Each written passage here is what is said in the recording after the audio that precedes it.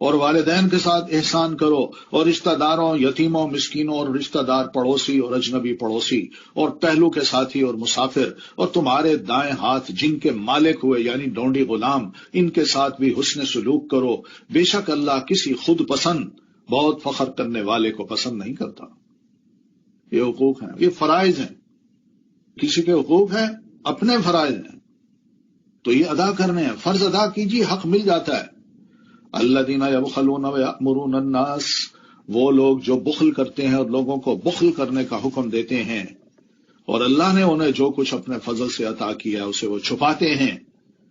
وَأَعْتَدْنَا لِلْكَافِرِينَ عَذَابًا مُهِينًا، اور ہم نے کافروں کے لیے رسوا کن عذاب تیار کر رکھا ہے۔ یہ بخل، اس کا تعلق مال سے بھی ہوتا ہے اور بات سے بھی ہوتا ہے، ورڈ سے بھی، قول سے بھی ہوتا ہے۔ بخل انسان کو مالی حقوق ادا کرنے سے روک دیتا ہے، یہ آپ کا ارشاد ہے، جیسا کہ زکوٰۃ ہے، مہمان نوازی ہے، بچوں پر خرچے ہیں، بیوی پر خرچ ہے، جن کی کفالت اس کے ذمہ ہے ان پر وہ خرچ نہیں کرتا۔ اور باقی جو قولی بخل ہے، اگر پہلا بخل ہے مالی تو پھر یہ صفت قولی حقوق سے بھی روک دیتی ہے، جیسا کہ نبی صلی اللہ علیہ وسلم پر درود بھیجنا اور سلام کا جواب نہ دینا۔ بس تھوڑا دل انسان کی اللہ نے مذمت کی ہے، ان الانسان خلق ہلوعا، انسان تھوڑا دلا بنایا گیا ہے، جب اسے کوئی تکلیف پہنچتی ہے تو گھبرا اٹھتا ہے، وَإِذَا مَسَّهُ الْخَيْرُ مَنُوعًا، اور جب مال ملتا ہے تو بخیل بن جاتا ہے۔ سب سے بری صفت انسان کی آپ نے یہی بتائی کہ آدمی میں سب سے بدترین چیز بے صبرے پن کے ساتھ بخل اور حد سے زیادہ بزدل ہونا ہے۔ آپ فرماتے ہیں اتقوا الشح، بخل سے بچو، کیوں؟ اس سے مزید گناہوں کے دروازے کھل جاتے ہیں، کیونکہ بخل نے تم سے پہلے قوموں کو ہلاک کر دیا تھا۔ حملہم، یہ لفظ قابل غور ہے، آمادہ کیا تھا ان کو اسی بخل نے کہ آپس میں خون ریزی کریں اور محرمات کو حلال سمجھیں۔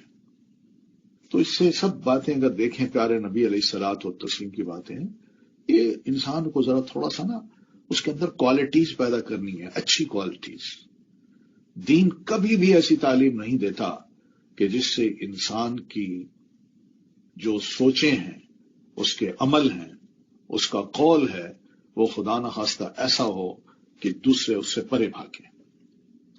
والذین ينفقون اموالهم، اور وہ لوگ جو اپنے مال لوگوں کو دکھانے کے لیے خرچ کرتے ہیں اور نہ وہ اللہ پر ایمان رکھتے ہیں اور نہ ہی آخرت کے دن پر، اور جس کا ساتھی شیطان ہو جائے تو وہ کتنا برا ساتھی ہے۔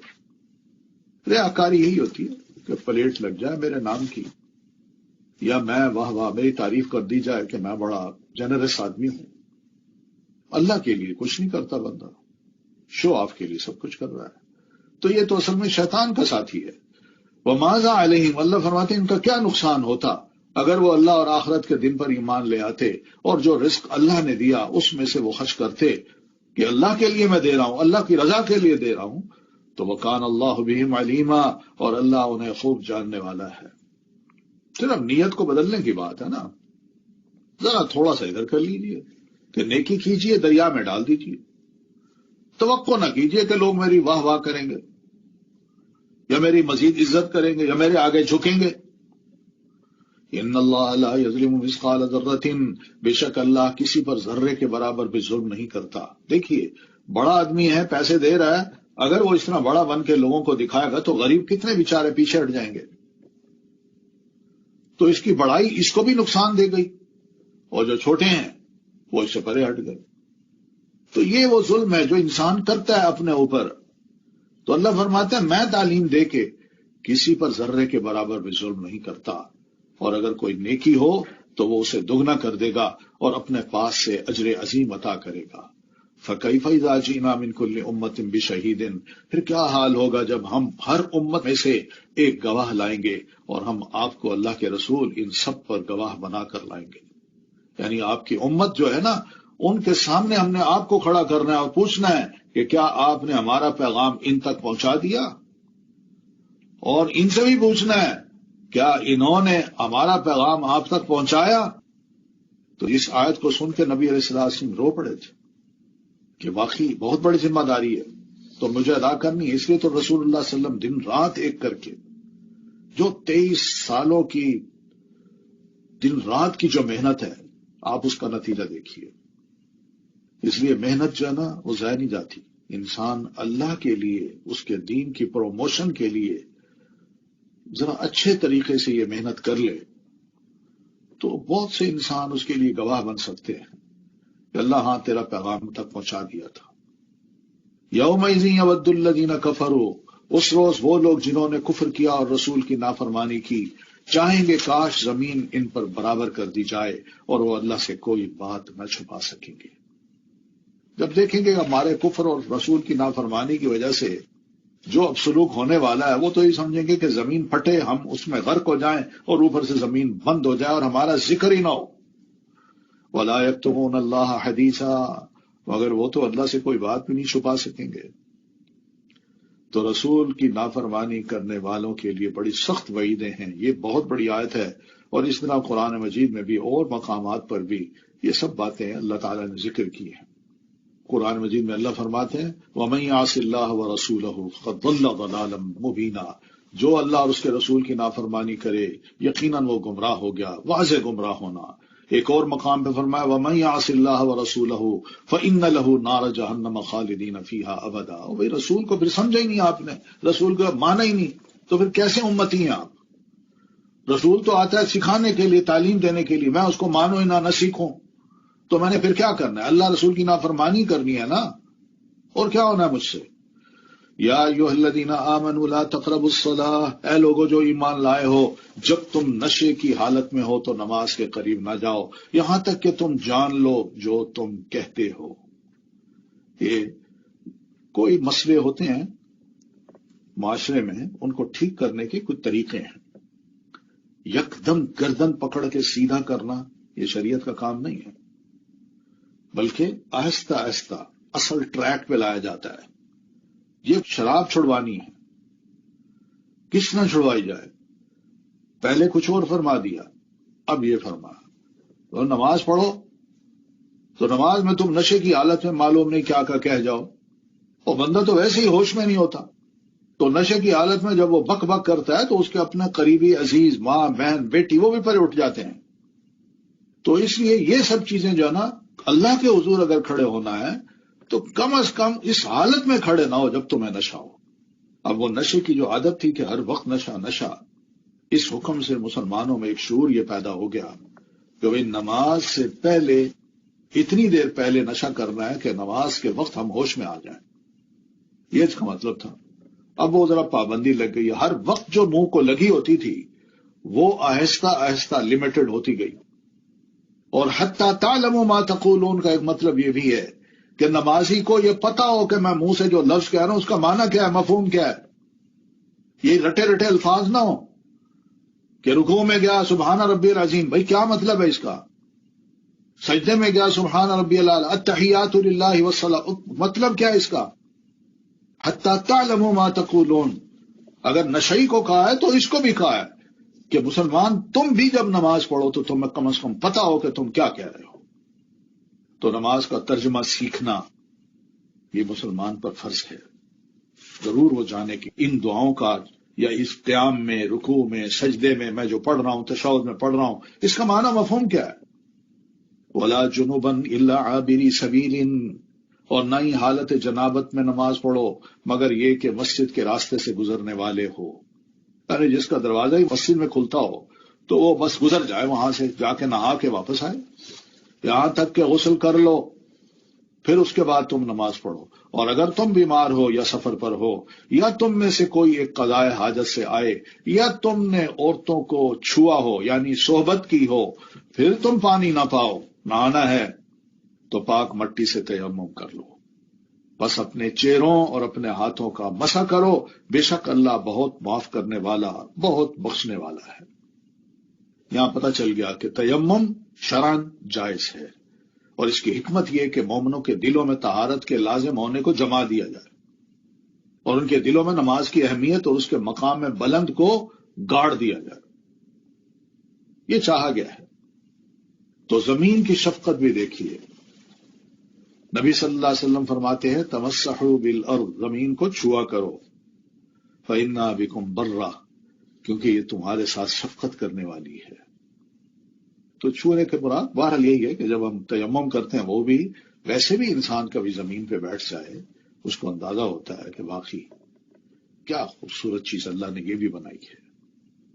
تو تیمم کا حکم دے کے اللہ تعالیٰ نے مسلمانوں کو بڑی آسانی فراہم کر دی ہے. یہ اس امت کی ایک خصوصیت ہے جس کو تیمم کی اجازت دی گئی. اور آپ فرماتے ہیں وَجُعِلَتْ لِيَ الْأَرْضُ مَسْجِدًا وَطَهُورًا، میرے لیے زمین کو سجدہ گاہ یعنی مسجد اور طہارت کا ذریعہ بنا دیا گیا ہے. جہاں نماز کا وقت آئے پانی نہ ملے تو ایسی صورت میں تیمم کر کے نماز پڑھنی ہے. جہاں جان کی ہلاکت کا ڈر ہو کہ ٹھنڈا پانی ہے، بیمار ہوں اور میں نے نہانا ہے، تو اس وقت بھی کیا کرے انسان تیمم کر لے، غسل نہ کرے. تو یہ سب رخصتیں ہیں. پھر فرمایا الم تر الی الذین اوتوا نصیبا من الکتاب، کیا آپ نے ان لوگوں کی طرف دیکھا جو کتاب کا ایک حصہ دیے گئے، وہ گمراہی خریدتے ہیں اور وہ چاہتے ہیں کہ تم بھی راستے سے بھٹک جاؤ. واللہ اعلم باعدائکم، اور اللہ تمہارے دشمنوں کو جانتا ہے، اور کافی ہے اللہ دوست اور کافی ہے اللہ مددگار. مراد یہ کہ دشمنوں کی طرف مت توجہ دو، ان کی طرف سے پریشان نہ ہو. اللہ تمہارے معاملے کی ذمہ داری لے چکا، اور جس چیز کے ساتھ چاہے گا اللہ آپ کو فائدہ دے دے گا. وَكَفَى بِاللَّهِ نَصِيرًا، اللہ ان کی چالوں اور ان کے شر کو آپ سے دور کر دے گا. بس اللہ کی دوستی اور اس کی مدد کو آپ کافی سمجھیں. یہ مسلمان کو سمجھایا ہے. من الذین ہادوا، وہ لوگ جو یہودی بن گئے، ان میں سے کچھ لوگ الفاظ کو ان کی جگہوں سے تبدیل کر دیتے ہیں اور وہ کہتے ہیں سنا ہم نے اور نافرمانی کی ہم نے، اور سنو مگر تم نہ سنوائے جاؤ. اس طرح کے الفاظ بولتے ہیں اور دین میں عیب لگانے کے لیے اپنی زبانوں کو موڑتے ہوئے رائنا کہتے ہیں. رائنا کا مطلب ایک تو یہ رائنا صرف عین کی زیر کے ساتھ، ہماری رعایت کیجیے، اور ذرا اس کو زبان کو موڑیں رائنا تو اس کا مطلب ہمارے چرواہے. تو یہ نبی علیہ الصلوۃ والتسلیم کے لیے لفظ اس طرح بولے جاتے تھے. اور اگر وہ اس کی بجائے کہتے سنا ہم نے اور اطاعت کی ہم نے، سمعنا واطعنا، اور یہ کہتے واسمع وانظرنا، اللہ کے رسول سنیے اور ہماری طرف نظر کیجئے، لکان خیر لہم، تو یہ ان کے لیے الفاظ بہتر اور زیادہ درست ہوتے. لیکن ان کے کفر کی وجہ سے اللہ نے ان پر لعنت کی، لہذا وہ بہت کم ہی ایمان لاتے ہیں. لعنت کا مطلب یہی ہوتا ہے اپنی رحمت سے اللہ دور کر دے. یا ایھا الذین اوتوا الکتاب آمنوا، اے لوگوں جو کتاب دیے گئے ہو اس پر ایمان لاؤ جو ہم نے نازل کیا، جو تصدیق کرنے والا ہے اس کتاب کی جو تمہارے پاس ہے، اس سے پہلے کہ ہم چہروں کو مٹا دیں. ہاں اگر نہیں مانو گے تو ہم آسمان سے کچھ ایسا فیصلہ حاصل کر دیں گے تمہارے لیے کہ تمہارے چہرے جو ہے نا وہ مٹا دیں گے، یعنی بالکل فلیٹ کر دیں گے، پھر ہم انہیں ان کی پشتوں پر پھیر دیں. یا اس وقت آگے دیکھتے ہو گردن کو موڑ کے تمہارا سینہ آگے ہو مگر چہرہ اس طرف دیکھ رہا ہو. یا ہم ان پر اسی طرح لعنت کریں جس طرح ہم نے سبت والوں پر لعنت کی، ان کو بندر بنا دیا تھا. وَكَانَ أَمْرُ اللَّهِ مَفْعُولًا، اور اللہ کا حکم نافذ ہو کر رہنے والا ہے. جب اس نے حکم دیا نا تو یہ ہو جائے گا. ان اللہ لا یغفر ان یشرک بہ، یقیناً اللہ نہیں بخشے گا کہ اس کے ساتھ شرک کیا جائے، اور جو گناہ اس کے علاوہ ہے اسے جس کے لیے چاہے گا بخش دے گا، اور جس نے اللہ کے ساتھ شرک کیا تو یقیناً اس نے بہت بڑا گناہ کھڑ لیا. شرک ناقابل معافی جرم ہے. بندہ اسی حالت میں مرتا ہے تو اس کی ساری نیکیاں بھی برباد، اور اس شرک کی وجہ سے تیسرا جہنم کا وہ ایندھن بھی بنتا ہے.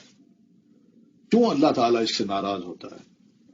وجہ یہی ہے کہ کھلاتا اللہ مجھے ہے، پلاتا مجھے ہے، پالتا مجھے ہے، مگر میں تعریفیں کسی اور کی کروں، جھکوں کسی اور کے آگے، ہاتھ پھیلاؤں تو کسی اور کے آگے، سجدے کروں تو اس کو کروں اللہ کو چھوڑ دوں. دنیا کے معاملات کو دیکھیے، کوئی میرے ساتھ اس طرح کرے تو صحیح، میں اس کو کھلاؤں بھی صحیح پلاؤں بھی صحیح، وہ تعریفیں کسی اور کی کرے، جھکے ہی نہ، صرف تعریفیں کسی اور کی کرے. سوچئے میں کیا سلوک کروں گا اس سے. اللہ تعالیٰ اس معاملے میں بڑا غیور ہے. وہ کہتے ہیں میں جب سب کچھ دیتا ہوں تو میرے ساتھ کسی اور کو تم شریک کیوں بناتے ہو؟ کیا وہ خدا ہیں؟ یہ خدائی اختیارات رکھتے ہیں؟ کس نے ان کو یہ درجہ دیا ہے؟ اللہ فرماتے ہیں میں نے تو نہیں دیا، وہ درجہ دینا تھا تو رسول کو دیتا، مگر رسول کو بھی کہا کہ تم میرے آگے جھکو، رسول تم بھی میرے محتاج ہو۔ پڑھیے دعائیں کس طرح انبیاء کرام نوح علیہ السلام سے لے کر نبی صلی اللہ علیہ وسلم تک کس طرح وہ دعائیں کرتے ہیں، اللہم ربنا لا الہ الا انت سبحانک انی کنت من الظالمین۔ یہ سیدنا یونس علیہ السلام وہاں مچھلی کے پیٹ میں یہ دعائیں کر رہے ہیں، کہہ رہے ہیں میں ظالم ہوں، میں نے بڑا قصور کیا۔ ایوب علیہ السلام بیمار ہیں تو یہ دعا کرتے ہیں، ربی انی مسنی الضر، مولا مجھے بیماری آ پہنچی ہے، وانت ارحم الراحمین، تو رحم کرنے والوں میں سب سے زیادہ رحم کرنے والا مہربانی کا۔ نبی بھی محتاج اس کے، انہوں نے تو کبھی اپنے آپ کو ایسا نہیں بنایا کہ ہم بھی خدائی کے مقام پر بیٹھے ہیں، ہم بھی بہت بڑی کرنی والے ہیں، ایسا مسئلہ نہیں ہے بھائی، یہ سب مخلوق ہے، مخلوق کے پاس کوئی اختیار نہیں، یہ تھوڑے وقت کے لیے آتی ہے، رخصت ہو جاتی ہے، فوت ہو جاتی ہے، مٹی تلے چلی جاتی ہے، اس کا دنیا سے تعلق کٹ جاتا ہے۔ بڑے بڑے فرعون آئے جن کے پاس بڑے اقتدار تھے، انہوں نے بھی اپنے آپ کو کہا انا ربکم الاعلی، لیکن کیا ان کی خدائی باقی رہی؟ صاحب اقتدار لوگوں کی خدائی باقی نہ رہی تو ایک سیدھے سادے شریف آدمی کی خدائی کیسے باقی رہ سکتی ہے؟ کوئی ان کے پاس پہنچ نہیں ہے کہ اللہ نے ان کو اختیارات دیے ہوں اور وہ اللہ تعالیٰ سے ڈائریکٹ بات کر کے معاف بھی کرا سکتے ہیں، لہذا انہی سے مانگا جائے، انہی کو کہا جائے، ہماری ان کو اور ان کی اللہ کو کوئی ضرورت نہیں ہے۔ اللہ فرماتے ہیں مجھ سے مانگو، ادعونی، مجھ سے مانگو، میرے آگے ہاتھ پھیلاؤ، استجب لکم، میں تمہاری دعائیں قبول کروں گا۔ درمیان میں کوئی واسطہ نہیں رکھا۔ اجیب دعوت الداعی اذا دعان، جب بھی پکارنے والا کوئی بھی مرد ہو، عورت ہو، چھوٹا ہو، بڑا ہو، غریب ہو، امیر ہو، وہ محتاج ہے، وہ جب بھی اللہ فرماتے ہیں مجھے پکارتا ہے، رات کا وقت ہو، دن کا وقت ہو، گھر میں بیٹھا ہے، مسجد میں بیٹھا ہے، بازار میں ہے، کہیں بھی ہے، وہ اگر مجھے پکارتا ہے تو میں اس کی پکار کو سنتا ہوں۔ تو سوچئے ہم قرآن مجید کے ان الفاظ پر یا ان آیات پر یقین نہ کریں مگر لوگوں کی باتوں پر اتنا یقین کر لیں کہ ہاں جی انہی سے مانگنا چاہیے، یہ مہربانی کریں گے تو ہمارا بیڑا پار ہوگا اور اگر نہیں کریں گے تو ہمارا بیڑا غرق ہو جائے گا۔ یہ سب غلط باتیں ہیں بھائی۔ اب دیکھ لیں ان حالات میں کہاں ہے وہ، سب کو لاک کر دیا گیا ہے اور دنیا کے کام چل رہے ہیں۔ اگر ان کے پاس اختیارات ہوتے اور ان درباروں کو یا بڑے بڑے جو زیارت گاہیں ہیں ان کو لاک نہ کیا جاتا تو بہت کچھ کر لیتے وہ بلکہ لاک ہی نہ کرواتے۔ تو ایسی چیزیں اللہ تعالیٰ دنیا میں اپنے اختیارات استعمال کر کے سمجھا رہا ہے مگر ہم نہیں سمجھتے۔ اس لیے شرک جو ہے وہ انسان کے دماغ پر ایسا سوار ہو جاتا ہے وہ صحیح بات کو سمجھتا ہی نہیں۔ تو اللہ فرماتے ہیں نبیوں کو بھیجا، کتابیں اتاری، مگر لوگ اس پہ قائم رہے۔ تو اس ڈھیٹ پن کی وجہ سے میں بھی کبھی اس شرک کو معاف نہیں کروں گا۔ الم تر الی الذین یزکون انفسہم، کیا آپ نے ان لوگوں کی طرف نہیں دیکھا جو اپنے آپ کو پاک قرار دیتے ہیں، کہتے ہیں جی ہم تو بڑے پیور لوگ ہیں، ہم تو فلاں کی نسل سے ہیں، ہم انبیاء کی نسل سے ہیں، ہم تو اہل بیت میں سے ہیں، اور ہم اگر گناہ کرتے بھی ہیں تو ہم ویسے بھی پاک ہیں تو ہمارا گناہ شمار نہیں ہوتا۔ اور یہ بات آج تک لوگوں کے ذہنوں میں بیٹھی ہوئی ہے۔ نسلوں کا فخر، خاندان کا فخر، میرے آبا و اجداد ایسے تھے، ہم فلاں کی اولاد ہیں، ہم یہ ہیں اور ہم وہ ہیں۔ یہ فخر اگر زیب دیتا تھا نا تو نوح علیہ السلام کے بیٹے کو دیتا تھا اور نوح علیہ السلام کو بھی دیتا تھا۔ انہوں نے بھی دعا کر کے دیکھی ہے اپنے بیٹے کی ہلاکت پہ، تو اللہ تعالیٰ نے کیا فرمایا کہ وہ آپ کے اہل بیت میں سے ہے ہی نہیں، انہ لیس من اہلک۔ نبی کو کہہ دیا آپ کا بیٹا آپ کے اہل بیت میں سے ہے ہی نہیں۔ ابراہیم علیہ السلام کس باپ کے بیٹے ہیں؟ اور اپنے باپ کو خدا حافظ کہہ کے چلے گئے. وہ شرک پر ہے، وہ بیٹا توحید پہ قائم ہے. نسل کا کوئی فائدہ نہیں ہوتا اللہ کے ہاں کہ بندہ اس نسل کی وجہ سے اپنے آپ کو کہے جی ہم تو بڑے پاک لوگ ہیں، ہم بڑے نیک ہیں. بعض اوقات بندے کے دماغ پہ یہ بات ہی بیٹھتی ہے یا دوسروں کو دیکھ کے سوچ لیتے ہیں کہ بڑا نیک آدمی ہے، اور بندہ بھی اپنے آپ کو نیک سمجھنے لگتا ہے، میں تو بڑا پیور آدمی ہوں، اور پھر اس کو پہنچا دیتے ہیں. بندہ بھی پہنچ جاتا ہے کہ پہنچا ہوا ہے. یہ بھائی بل اللہ یزکی من یشاء، اللہ فرماتے ہیں یہ غلطی ہے تمہاری، اپنے آپ کو پاک قرار مت دو، بلکہ اللہ جس کو چاہتا ہے پاک کرتا ہے. جی ہاں، اس لیے نبی علیہ الصلوۃ والتسلیم کو بھی صورت اتار کے بتا دیا گیا، اللہ کے رسول گو یہ آپ کا خاندان کا ہے، آپ کے اہل بیت کا بندہ ہے، ابو لہب، مگر تبت یدا ابی لہب وتب، آپ کا سگا چچا. اس کے بارے میں صورت آج تک ہم پڑھتے ہیں، یہ ہمیں سبق دے رہی ہے. بل اللہ یزکی من یشاء، بلکہ اللہ ہی جس کو چاہتا ہے پاک قرار دیتا ہے.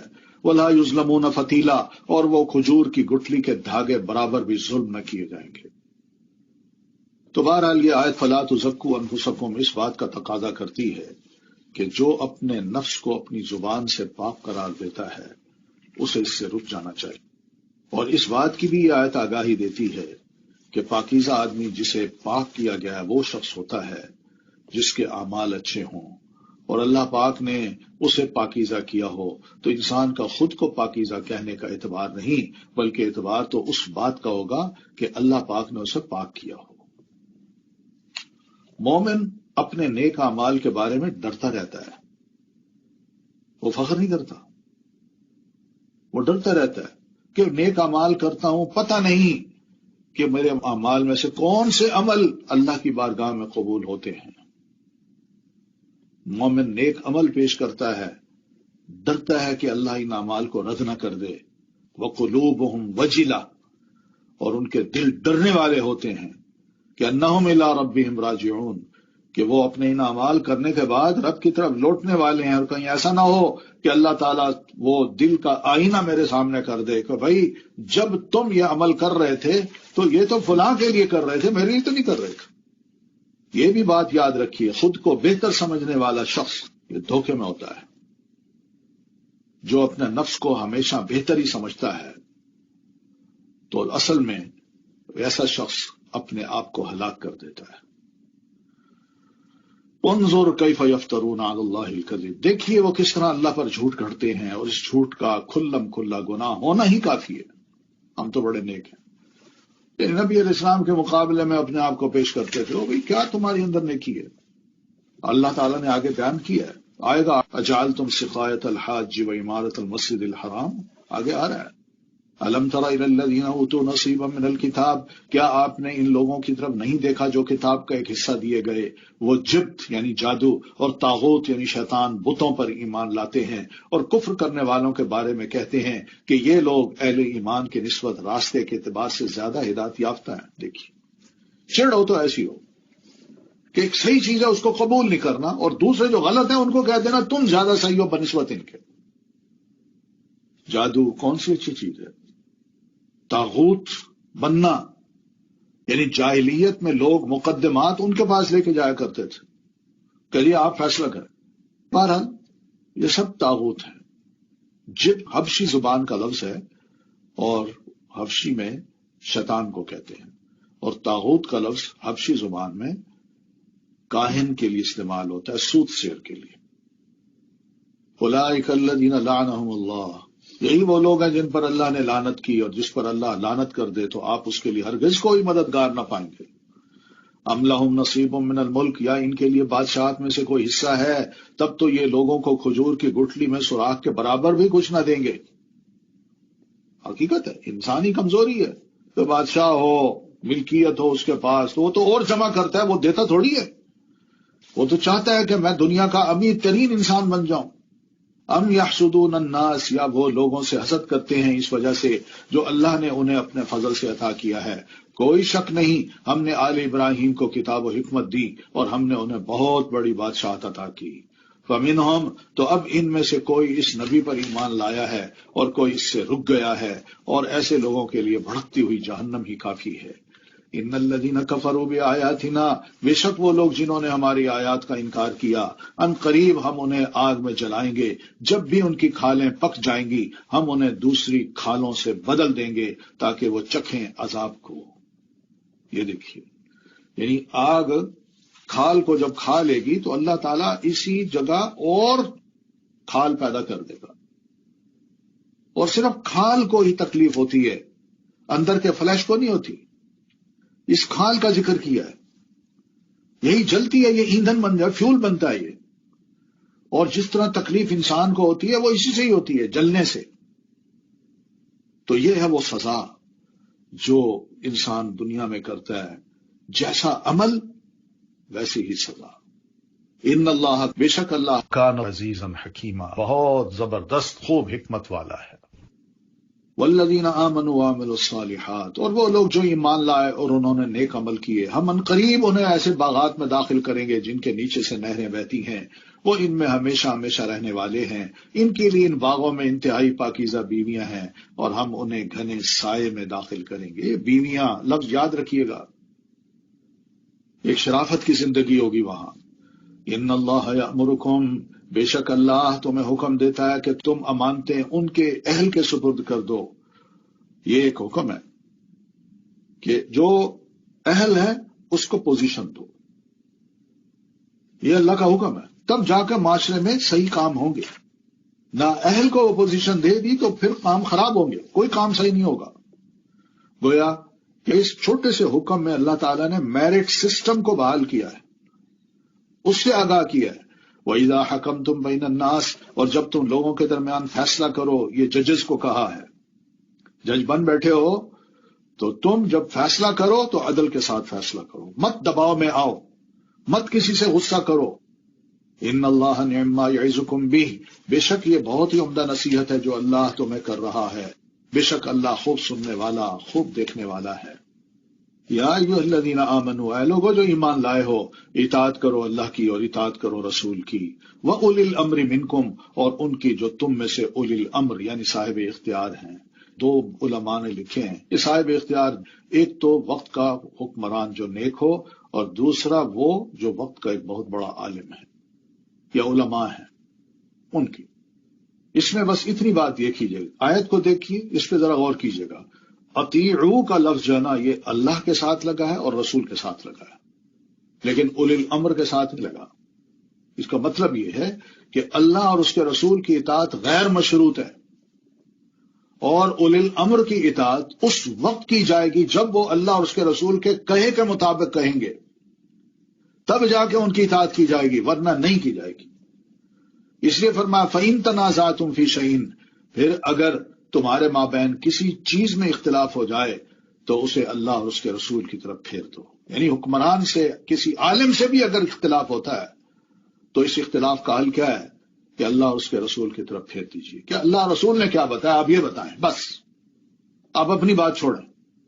اگر تم اللہ اور قیامت کے دن پر ایمان رکھتے ہو تو ایسا ہی کرنا، ایسا کرو گے تو اس کا فائدہ کیا ہوگا؟ ذالک خیر و احسن تاویلا، یہ بہتر ہے اور انجام کے اعتبار سے زیادہ اچھا بھی ہے۔ تو جب جھگڑے ہوتے ہیں تو فیصلوں میں کتاب و سنت کی حیثیت بتائی ہے اللہ تعالیٰ نے۔ فردوا الی اللہ والرسول، اللہ کی طرف لوٹانے سے مراد یہ ہے کہ مسائل کو اللہ کی کتاب میں تلاش کیا جائے، اور رسول کی طرف لوٹانے سے مراد یہ ہے کہ جب وہ زندہ ہوں تو براہ راست انہی سے سوال کیا جائے، اور جب وہ فوت ہو جائیں تو ان کی سنتوں کو دیکھا جائے۔ اختلاف ہو تو اس کا یہ مطلب نہیں ہوتا کہ بندہ آپس میں مل بیٹھے اور یہ تصویریں کھنچوا لے، ہاتھ ملا کے کھڑا کر دے اور تصویریں کھنچوا کے ہم متحد ہیں، اور یہ اختلاف دور نہیں ہوتا اس سے۔ اس کا حل ہے، وہ ہے کتاب و سنت کی طرف لوٹنا بس، اور اس کو مضبوطی سے تھامنا۔ حکمرانوں کی اطاعت جو ہے نا، اس کی اہمیت بھی اس آیت سے پتہ چلتی ہے کہ اگر وہ صحیح حکم دیں تو ہم اس کو مانیں بس۔ آپ نے فرمایا تسمع و تطیع للامیر، سنو اور اطاعت کرو، اگرچہ حکمران آپ کی پیٹھ پر کوڑے برسائے اور آپ کا مال لے لے، وہ اگر صحیح کہتا ہے تو مت مانو۔ آپ یہ بھی فرماتے ہیں لوگو اللہ سے ڈرو، اگر کان کٹا حبشی غلام بھی تمہارا حاکم بن جائے تو اس کی بات مانو اور اس کی اطاعت کرو جب تک وہ تمہارے لیے کتاب اللہ کو قائم کرے، یعنی کتاب اللہ کے موافق حکم دے۔ لیکن جہاں اللہ رسول کی نافرمانی ہو رہی ہے وہاں پھر کسی کی اطاعت جائز نہیں ہے۔